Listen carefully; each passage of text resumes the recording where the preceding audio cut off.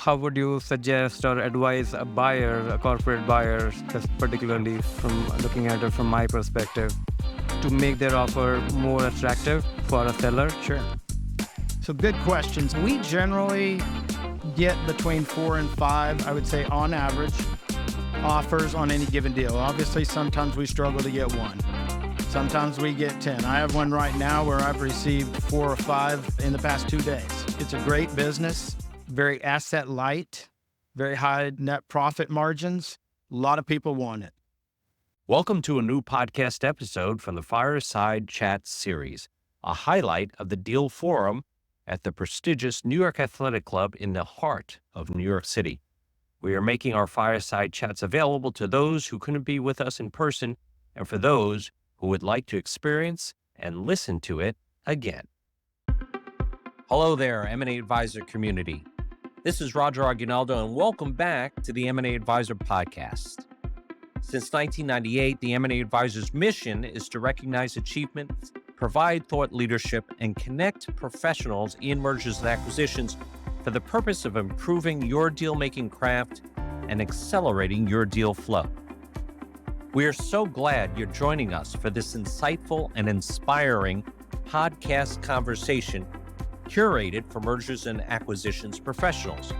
Whether you're an aspiring deal maker, a seasoned professional, or just curious about the world of mergers and acquisitions, you'll find something valuable and relevant in our podcast. Our goal is to bring you the best insights, stories, and tips from the experts who've been there and done that, so you can learn from their successes and mistakes and take your deal-making skills to the next level. But before we dive into today's episode, we have a small favor to ask you. If you enjoy listening to our podcast and find it useful, please consider following us on Spotify, Apple Podcasts, and YouTube, and subscribing to our M&A Alerts newsletter. You can find the links in the description below. This will help us reach more people like you and grow our community of M&A professionals. It will also let us know that you appreciate our work and want us to keep producing more quality content for you. Plus, you'll never miss an episode, and you'll always be in the loop with the latest trends in the M&A world to improve and accelerate your deal making. So please follow us. You are the reason we do what we do, and we couldn't do it without you. And now for today's podcast. All right. And we have our next session on M&A deal making, staying on advisors' radar, deal flow, roll-up strategies, and beyond. This session is with Cory Strickland, Senior Managing Director of M&A at Generational Equity. And he will be in conversation with Rajesh Sharma, Director of Corporate Development at ITOCHU Corp. Welcome. Give them a round of applause. Thank you. So I think we can start off with the introductions. I can start off, Cory, and then hand over to you. My name is Raj Sharma. I work with a Japanese multi-industry company headquartered in Tokyo called ITOCHU Corporation, and I work in corporate development for them, based here in Midtown in New York. And we are a very diverse organization, active in a lot of different areas, including industrials, power generation, automotive, food. We own Dole Foods. We own Family Mart, which is one of the largest convenience stores in Japan, a competitor of 7-Eleven, which has been in play in the last few weeks as well. And so I've been with the firm for about 2 years. And prior to that, I've been doing corporate development for about 15 or so years with companies like Gartner, which is a research and advisory firm. And then prior to that, I have done corporate development work with Cummins. So a lot of different corporates with different approach to M&A. We'll get into that, some of that. But looking forward to the conversation. So that's a little bit of my background. I'll hand over to you. Hi, good afternoon. Thanks for coming. My name is Cory Strickland. I'm a Managing Director at Generational Equity. Generational Equity is based in Dallas, Texas. We're an investment bank. We do sell-side advisory services, consulting, and wealth management, and a couple other different various services. Primarily, I work in the central region and work on the sell side advisory. We're industry agnostic, and we see sellers and businesses across many different industries and many different ranges. I can kick off with to start off, Corey, asking you a little bit more about generational, your firm as a sell side firm. So how do you generate your deal flow when you're looking for for opportunities in the as a sell side advisor? How do you generate your deal flow? Yeah, so we're a little interesting. We put on a conference every day of the week across North America.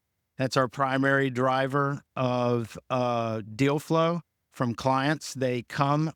Some of clients can come one time. They can come 2 times, 3 times, and then sign up with us on the 4th time. So, but the conference and learning about exit planning in general and preparing for that day is how we bring on the majority of our clients. Okay, great. And then when you're bringing on those clients, are they specific? Those conferences, are they specific to certain sectors, industries? How do you organize that? We're industry agnostic, and we see all kinds of different ranges. So Okay. And I'll ask a follow-up question to that. So I understand that generational client life cycle is different than other M&A firms. So can you help us explain how active buyers, strategic active buyers, large and even smaller active strategic buyers can find deal flow through generational? Sure. So we have a large client list. Sometimes we have as many as 15,000 clients. Obviously, all of those are not out in the market. In fact, a small portion of those are. Our engagements and our clients are very sticky in that they come and they sign a preliminary agreement that's 5 years long. So again, they may not be ready to go to market right then, there, today, but they may be, 2 years from now or 3 years from now. And so they go through the process with us. And as everyone knows, one of the biggest reasons that they may not be ready to go to market is valuation. So sometimes we will give them a range of expectation of where we think they are, and they may decide not to go to market right then. Now, how we can work with a strategic buyer is if they stay in contact with us and they're working with us and telling us what their needs are, then we can check in with those clients, even though they're not active out there in the marketplace, and say we have a good candidate or a buyer in tow that is completing a roll-up strategy. And then it's a better conversation to go with them and to engage them into getting ready to go to market. So we work with lots of buyers in that way.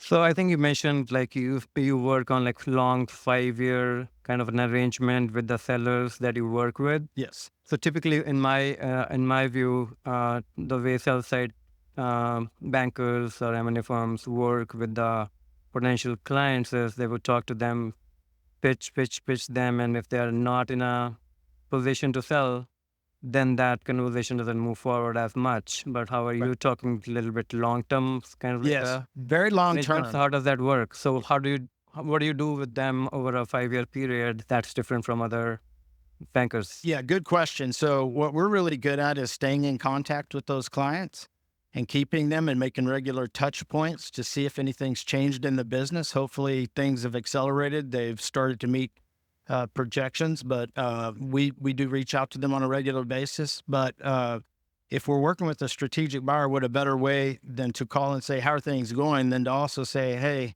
how are things going? And by the way, there's a roll-up strategy, and I thought you would be a perfect candidate for that. And I would like to get conversations going if it's something you think you're ready to go to the market now. And a lot of times it takes just that to get them ready to go to market. So. And I think in the conversation, you also mentioned something that you provide some consulting services as well, in addition to M&A advisory. Right. So ultimately, as part of that initial engagement, we provide a preliminary valuation as to where we think they are. Then we also provide a roadmap for enhancement. And then we also provide consulting services to help them get to the levels that they want in order to achieve what their expectations are on an exit. So. makes them very sticky to us, whereas other M&A advisory firms don't do that. To your point, they just hire, they just expect to be retained, go to market, and if they're not ready, then they discontinue the conversation. Okay.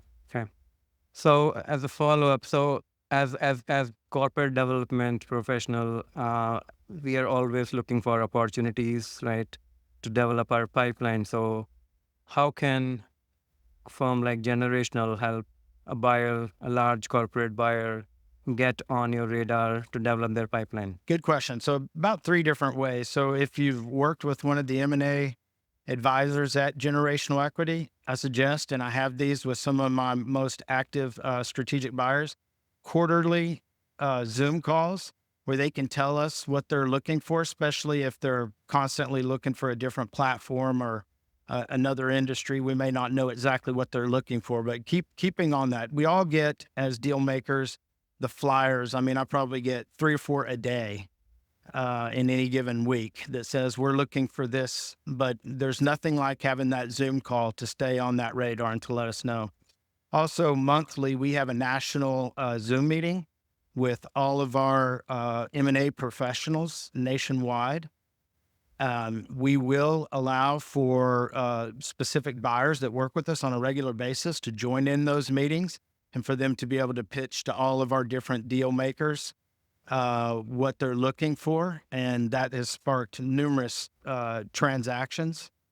A lot of times these things may not have actually hit the market. So sometimes if they're in our market preparation, they may be in there 3 to 4 weeks. And so they may not have hit the market. And so what better way to know, hey, this is one that's coming up. And before we do the actual blast of getting it out there to market, we've already started conversations with an active buyer. And then another way is in this year, we started a buyer group within our organization. So obviously we're on the sales side, but we've devoted resources to a couple of different buyer analysts that you can contact directly, tell them exactly what you're looking for, and they can help with that. But I can't stress enough, the best way is just communication with us and with our firm. And like I said, if we have 15,000 active clients and there's just a small fraction of those out there in the marketplace, that doesn't mean that there can't be a deal to be done with some of those others. So. And that's very interesting, very, very insightful and interesting ideas. But one thing that I was thinking about is like for us, the company that I work with, ITOCHU, they are also very broad in terms of their industries that we cover.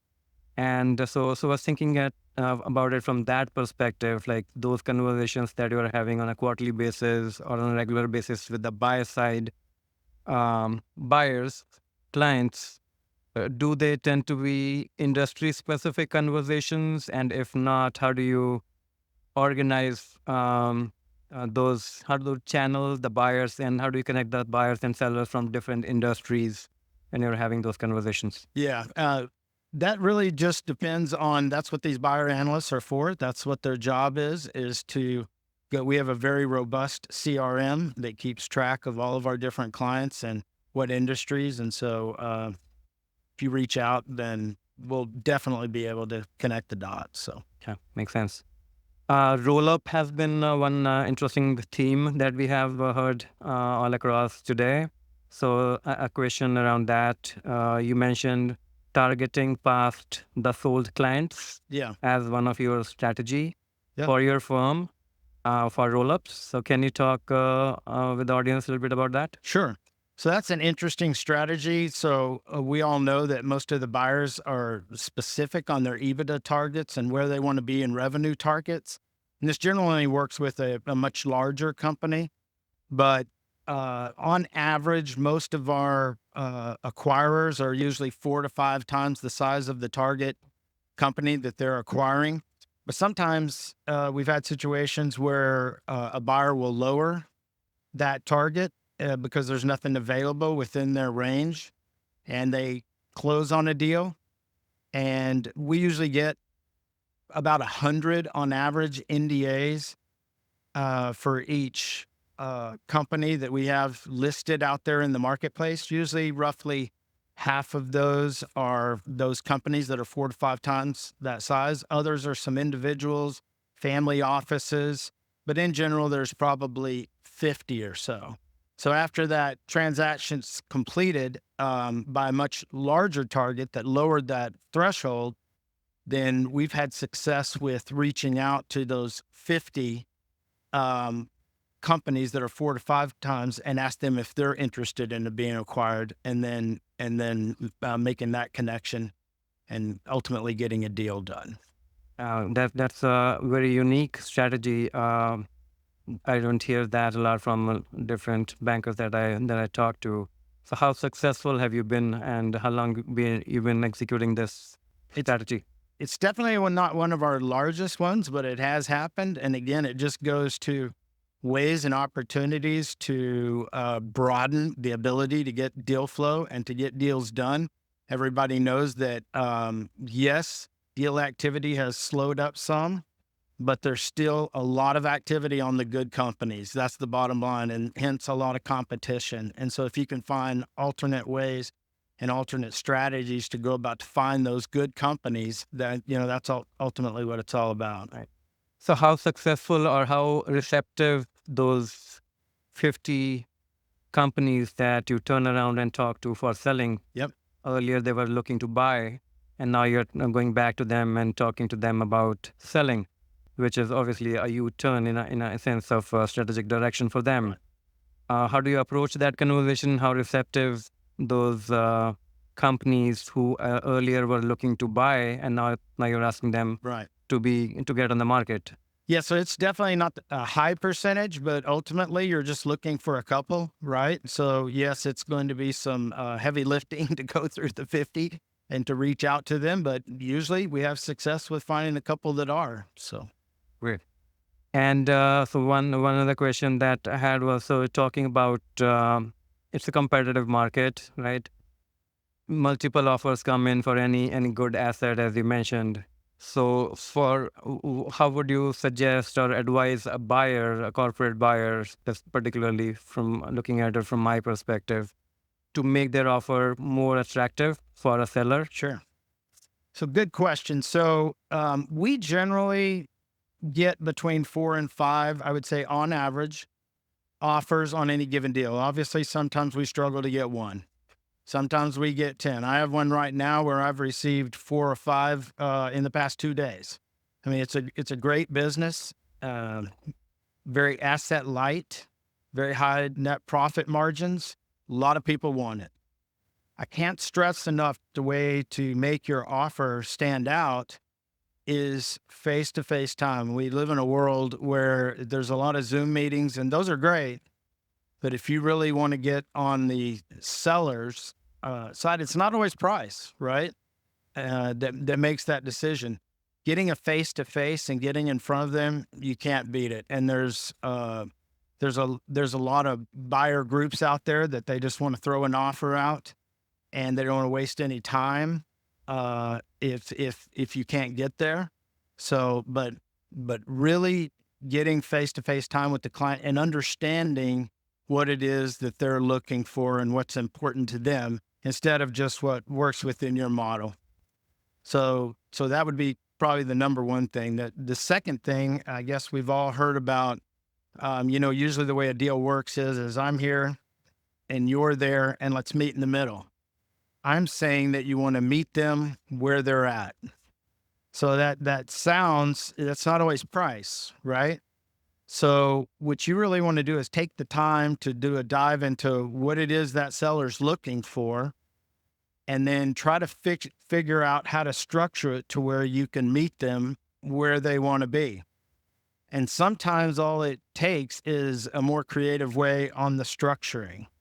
And sometimes, one way to do that is with an earnout, but maybe go past that earnout that you normally have, and let's just say it's 1x as additional. Well, if they're having a struggle to get to what their expectation is, maybe you go beyond that 1x, but only if it makes sense in terms of increasing that EBITDA, over a next couple of years, Right. or some additional seller financing or equity, things like that. Right.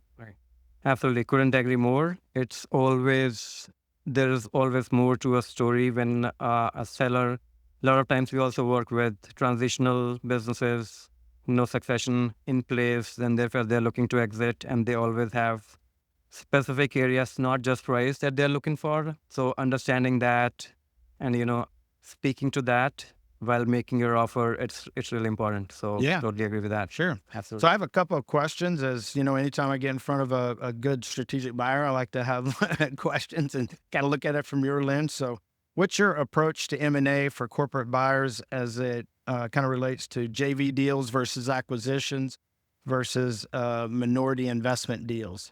Sure, absolutely. So we're a little bit, we don't have a lot of time, but I'll briefly summarize. So like a company that I am with, a Japanese corporation looking to expand in North America. So a little bit, not as much risk, a little bit less risk taking. So therefore they would look for companies like that, look for maybe minority investments, and companies like Cummins that I work with, which are asset heavy, looking to diversify their asset risk going into different countries. Those kind of companies would look for joint ventures. And then for companies like Gartner, where I was part of Corp Dev, they are looking to have a control on the technology, on the data that they're going to provide to their end customers as a product. And those kind of companies would look for more of 100% acquisition. So there is certainly difference in approach based on what company industry you're in and what your risk appetite is. Excellent. Thank you. And what's the difference in approach to developing your pipeline for platform acquisitions versus add-ons? Right. So platforms, we always look for bigger market, right? We are looking to get into a new market as by definition, if we are doing a platform acquisition.